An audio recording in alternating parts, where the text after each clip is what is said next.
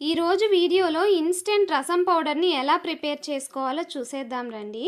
దీనికోసం ముందుగా 1 కప్ కందిపప్పు, 1 కప్ శనగపప్పు, 1 కప్ ధనియాలు, ఈ 3 ఇంగ్రీడియంట్స్ని సేమ్ కొలతలతో తీసుకొని లో ఫ్లేమ్లోనే మంచి కలర్ వచ్చేదాకా కలుపుతూ వేయించుకోవాలి.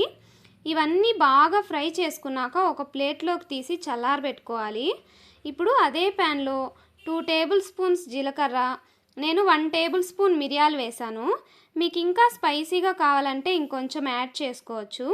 1/2 టేబుల్ స్పూన్ మెంతులు, 10 to 15 రెడ్ చిల్లీస్, ఒక 4 కరివేపాకు రెమ్మలు వేసి లో ఫ్లేమ్లోనే కలుపుతూ వేయించాక చల్లారబెట్టుకోవాలి.